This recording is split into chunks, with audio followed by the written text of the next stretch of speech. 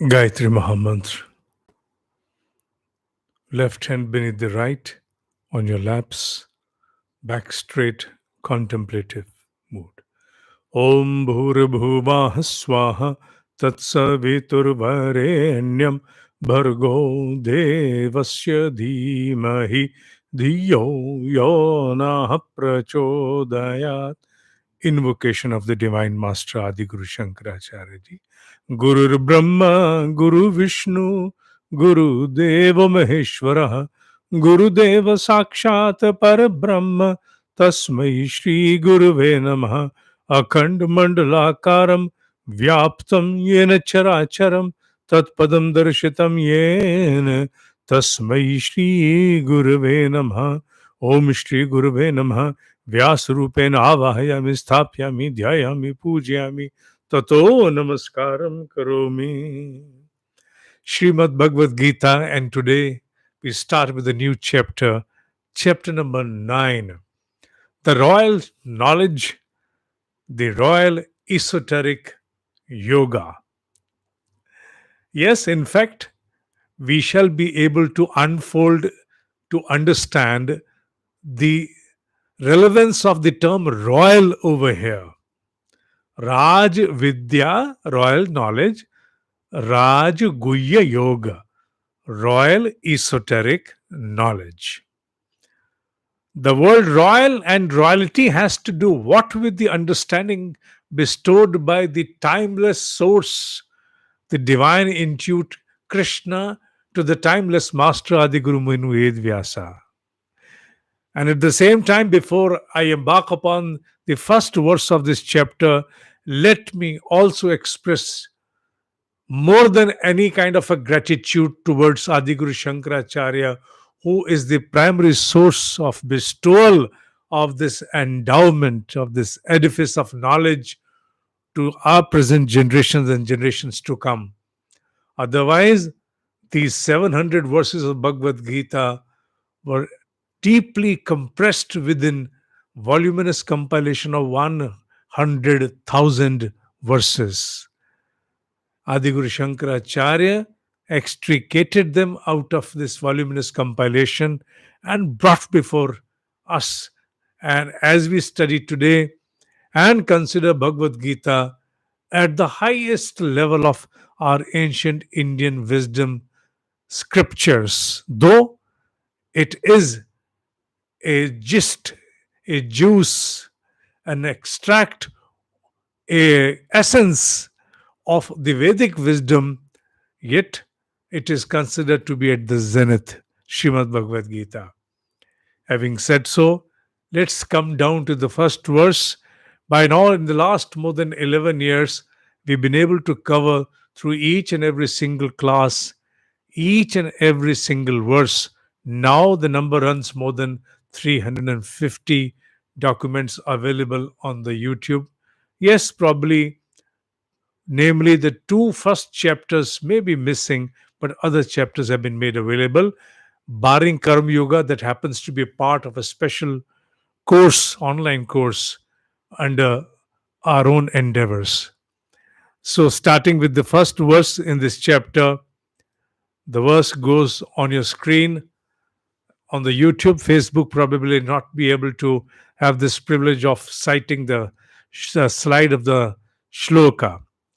Idam tu te guyyatamam pravakshayami anusuyave jnanam vijnana sahitam yat gyatva mokshase ashubhat. Now, word to word understanding of this wisdom. Let's start with the first word, which says idam. Idam is an indication. This. This. What do you mean by this? It's a very strange indication without any relevance given before. There is no background to start with. And all of a sudden, abruptly, there is a mention of the term idam. This. Whom are you talking about? I'm talking about him. I'm talking about that subject. That? Which one? At least be specific. You must be clear. You must bring in a chain. whereby I can understand in a sequence what gets connected with what. You're randomly scattering dots and asking me to connect them. How is it possible? So, this is how we respond generally when we do not have the reference that can be connected to any indicator. For example, this, or it, or they. So, therefore, a precise connection must be established beforehand. We embark upon, we know that what we are talking about, what is the subject of mention, discussion. And here, Keshav starts with this indicator, idam, this. What is this? We are a student of Bhagavad Gita over here. This is a Bhagavad Gita class. And Bhagavad Gita is a yoga. We started with yoga right from the beginning, chapter onwards, one after another. It is yoga, one or the other kind. What is yoga meant for? Yoga is obviously meant to enjoin this small existence entity into that cosmic entity of total immersion, moksha, emancipation. So, obviously, the Brahma Vidya, the esoteric knowledge of Brahma Vidya, to emancipate, to relinquish this cycle of birth and death, is the subject over here. But that is what yoga means. We heard that yoga only means exercises. Do you want to say that physical exercises like stretching or postures, etc., under Hatha Yoga, they alone stand as yoga? No, they are a part of yoga. They can be one under many branches of the yoga, but yoga, to thickly understand and to be understood precisely, means to enjoin, to become one with that creator, to emancipate, relinquish this belittled existence. That is yoga. That process is yoga. That exercise is yoga. That occurrence, that happening of becoming is yoga. So, yoga does not mean merely confinement to either closing your eyes for meditation, propitiating or incantation of a mantra, or merely exercise. It's a very vast branch. Any effort of any kind which is directed to cherish, to realize this objective of emancipation is yoga. To experience oneness with the Creator is yoga. And here, idam means yoga. So when it says this means yoga. So understood, background established, engraved. There is no question left for a seeker who has been an ardent follower of the understanding of Bhagavad Gita. This is engraved, established, understood. So the background need not be expressed every time. Teacher need not be elucidated to make one understand the context, the reference, the background should be understood. Idam means yoga. Idam means moksha, evolution, emancipation. So the words start with the term this indicator. This the term itself is an emphasis to retrieve, to recall, and to mention again with total assertion that we are talking about something that corresponds to emancipation, evolution. Idam tu te guyatamam. Guyat means guya, esoteric, secretive, something not commonly known. Guyatamam is a superlative degree with more of intense assertion, the assertion of highest degree. Don't take it that easy.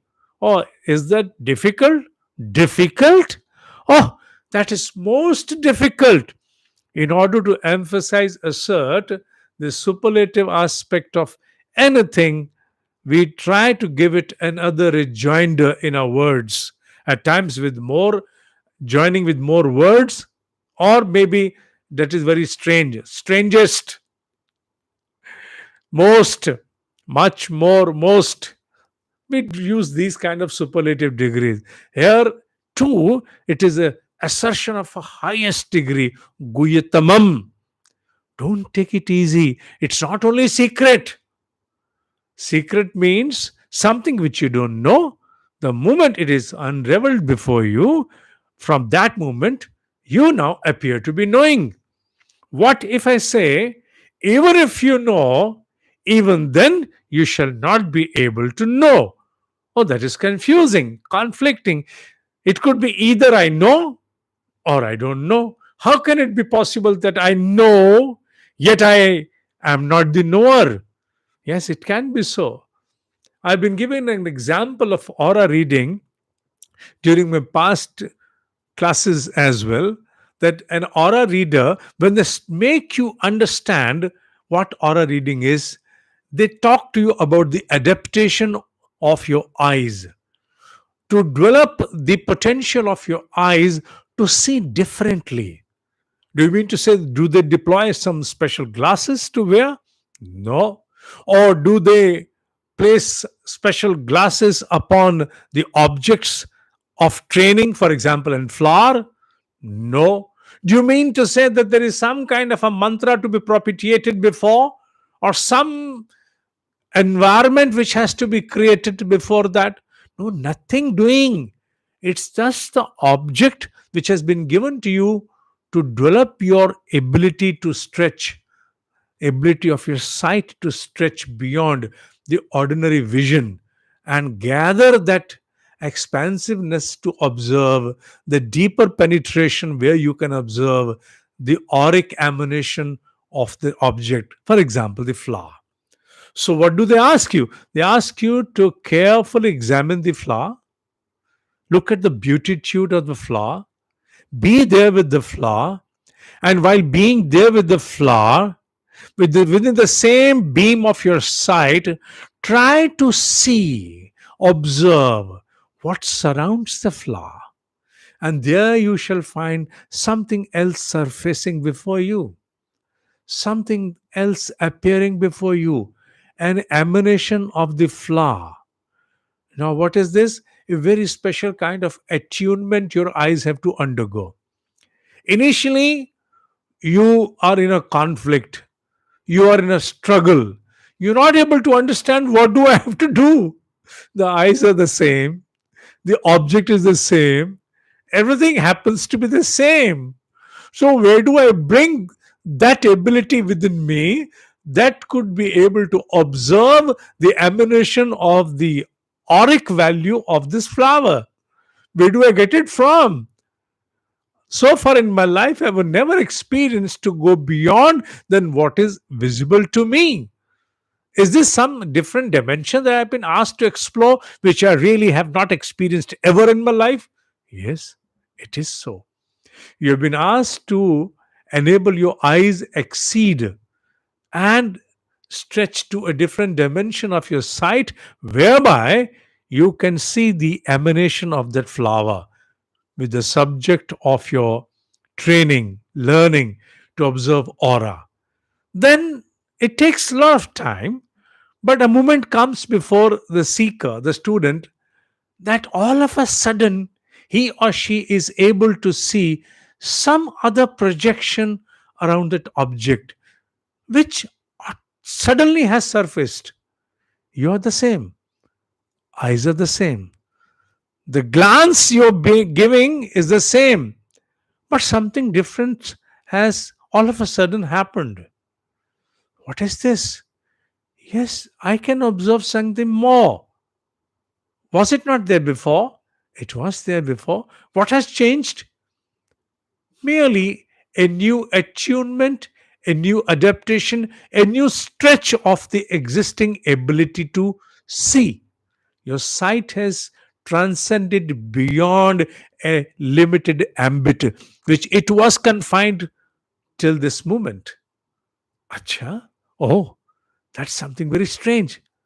So, now what I can explain to you in the terms of that superlative degree of Guhyatamam, most esoteric, most secretive is, you may hear it from the teacher.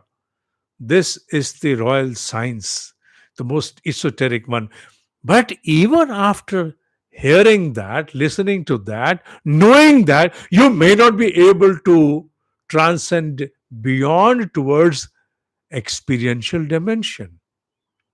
So even after knowing, you don't become the knower. There is a veil between knowing and to become a knower. And short of becoming knower, whatever is known to you is something of no use, futile, a mere fodder to your intellect. Fodder to the intellect? Yes, you can keep on feeding your intellect with more and more of tons and tons of information. You claim to say, I have become knowledgeable, Jnani. I am worthy enough to know all the scriptures. Have you realized anything? Have you experienced anything? No. So, who are you then? You are merely a confined creature. Is this not a very tough word to use? Yeah, this must be deployed in order to shake the true seeker from its roots. Nothing less than this word shall suffice.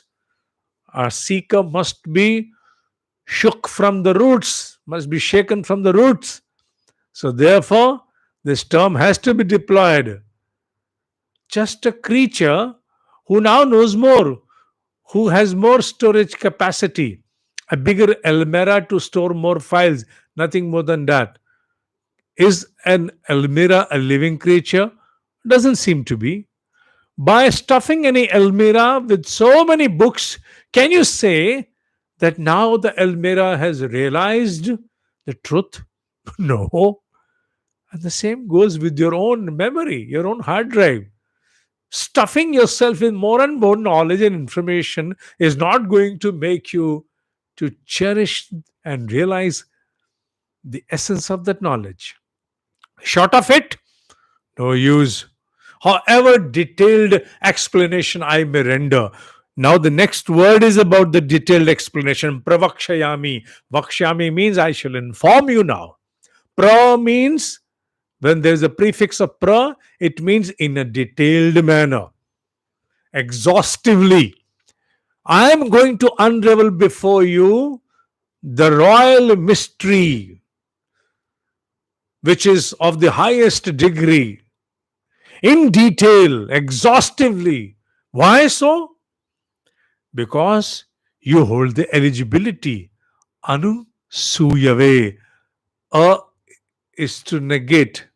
Anu suyave means someone who is holding so many doubts, confusions, critical aspects, pungent enough to tear anything that comes before it.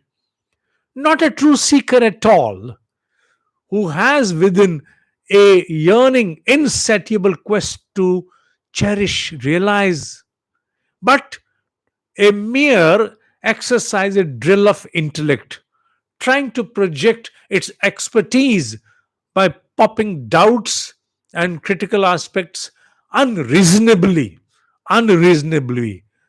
What is the difference between a reasonable question and an unreasonable question? The intention behind it. A reasonable question, it comes from a beholder who has a pure intent to understand and evolve. An unreasonable question comes from a seeker, from a student maybe, who does not have any intention to evolve but to merely project, pop a critical aspect which probably wants to derail, not know, not to emancipate. So that's the major difference. A thin veil behind at the intent, at the end of the intent.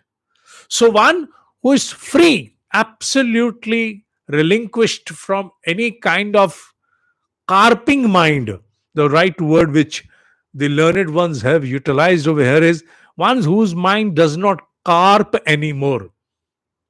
The carping mind unnecessarily, unreasonably wants to pop project questions, criticisms, doubts, skepticism, whatever. Not a reasonable one. So you hold eligibility because unless you have that absolute surrender to assimilate and absorb the knowledge so that knowledge can come into you and transmutate your limited, belittled existence towards that expansiveness of the cosmic mind, nothing is going to happen.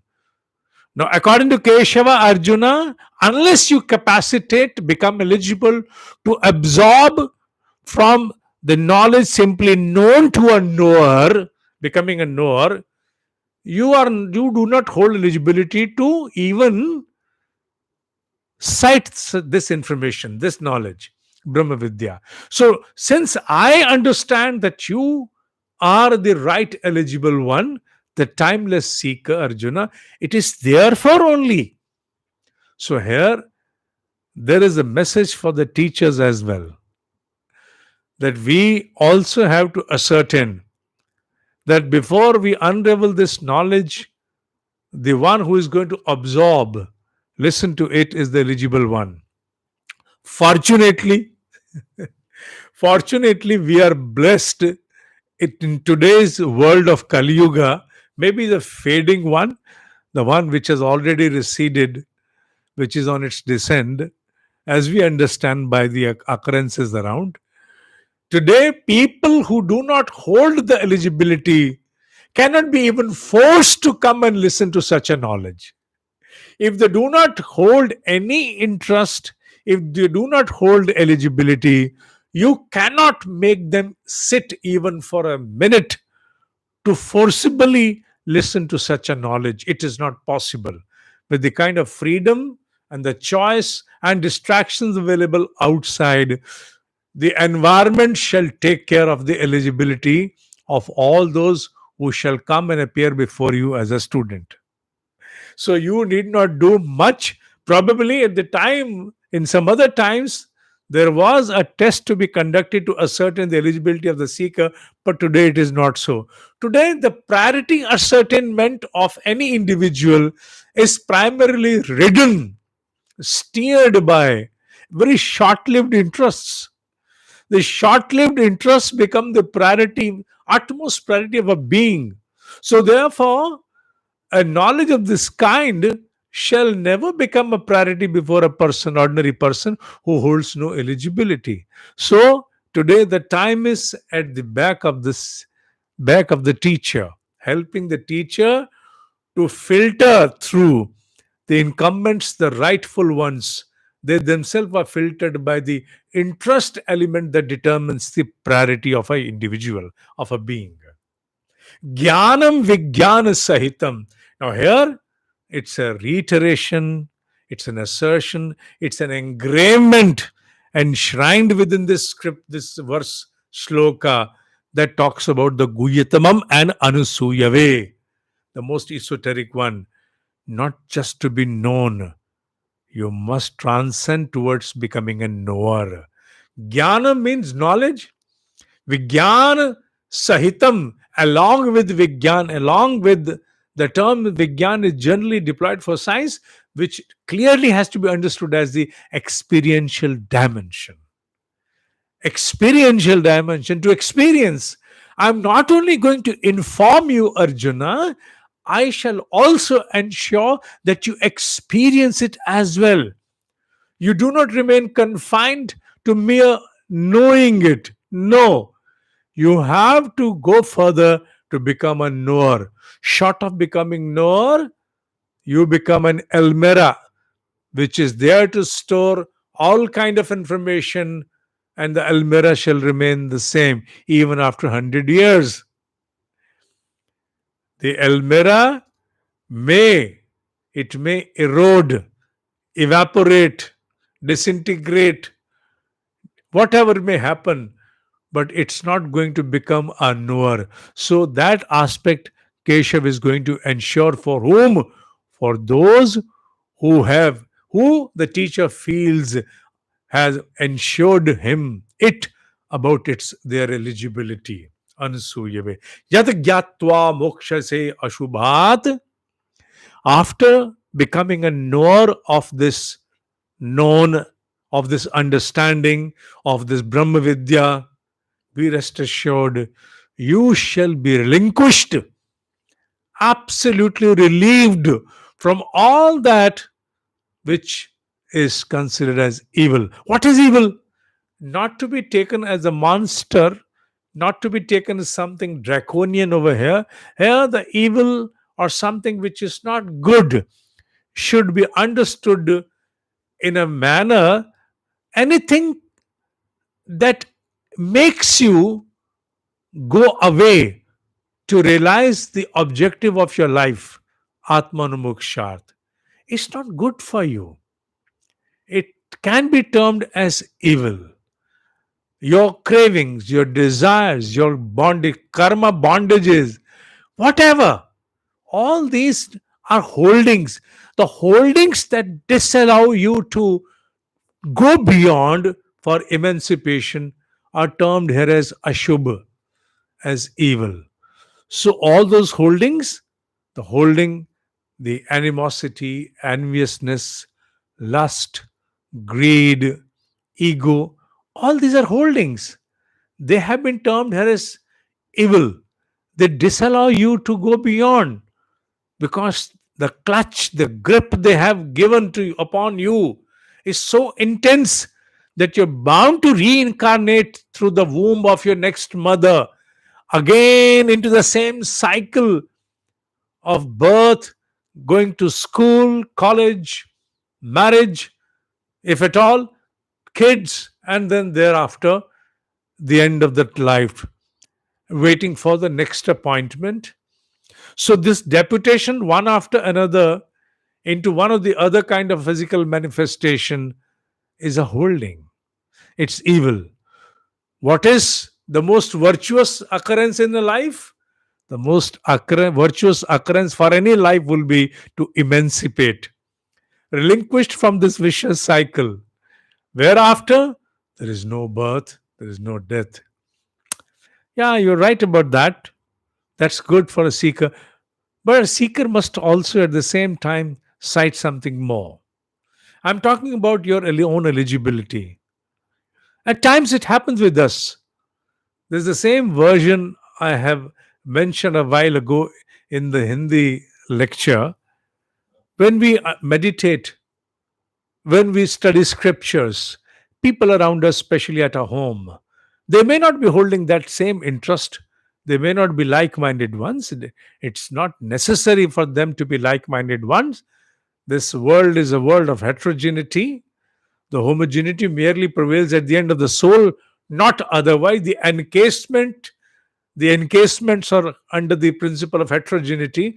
They may be in the different cycle of evolution. They may not understand. They may not be like minded. They may question time and again. We find you meditating every day, morning, in the wee hours of the morning, in the Brahm Muhurat, when people want to sleep, you just rise and sit down for meditation. Day after day, you're in the same cycle. We also observe you studying scriptures, attending classes, whereas we don't find any change into your own nature. You appear to be the same. Your anger, the intensity of the anger also appears to be the same. We also observe your lust, if they're close to you enough. We also are able to decipher your greed factor, your enviousness. You're still the same ruthless one. What has changed? Why are you doing all that? Yeah, they are very piercing words. They come and tear you apart. They dismantle you. You feel shattered. At times you answer vehemently, vociferously, but at times you choose to remain quiet.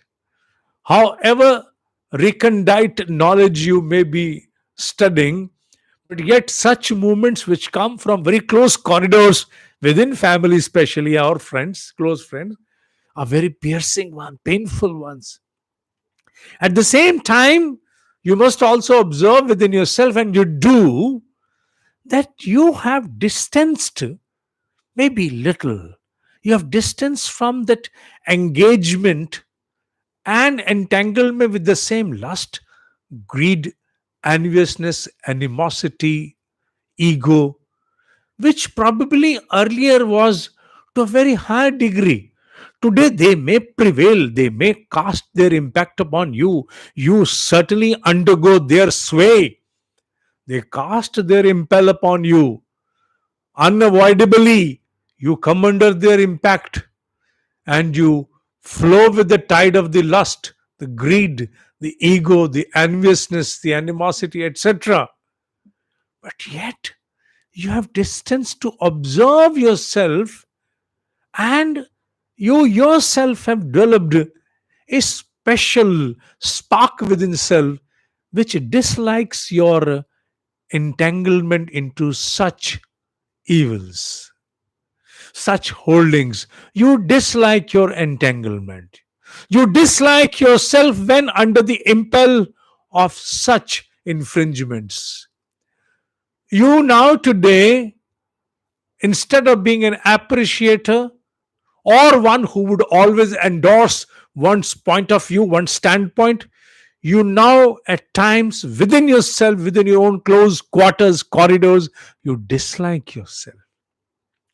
You have distanced, and none else will ever be able to understand that something has happened into you. There is an inner mutation which you have undergone. There is an inner mutation that you have undergone, and this inner mutation has taken you towards a new understanding about your own self. Now, today, you can dissect yourself. You can visibly sight you, the one you should not be, and you, the one that you are, truly should be. So that gives you the eligibility to study a scripture or not, irrespective of what the people very close to you may say about you. Irrespective, I hold not much of importance to what they say, because the growth and development into you may not have come to that tune that it is visible on this peripheral aspects of your conduct. And at times it's not necessary to bring your inner harmony, your inner state to your peripheral aspects of response, because that is going to disharm, that's going to harm your interests, your worldly interest, because you still are in the physical body. You have not become bodiless, you're still in the body. You have certain mandatory obligation to be dispensed. So, to do justice with the obligation, your certain peripheral responses have to be retained. Though the undercurrent of your existence has totally morphed, altered, changed, or undergoing a change. Why I'm saying so? I'm saying so because maybe in the light of the eligibility of a seeker who shall become from the known to our knower may not create a confusion in your mind. If you can find your words within yourself, my words within yourself, if you are and living my words, then believe me, you are Anasuyave. You are the submitted one. You are the true eligible seeker. If you can find this occurrence transpiring within you every day, yes, apparently you may be endorsing, you may be combating, you may be rebutting what others talk about you, you may be fighting with them with that same aggression. But deep within you, if you experience what all I mentioned a while ago, then believe me, you are a true seeker, most eligible to understand this esoteric knowledge. What is the meaning of the royal esoteric knowledge? What is the meaning of the royal yoga? All these aspects shall be understood in the next class to come. Every second and last Sunday of the month, we have this class ongoing since last more than 11 years. This is all to be said for today's class. ओम ही सत्य है, ओम ही सत्य है, ओम ही सत्य है.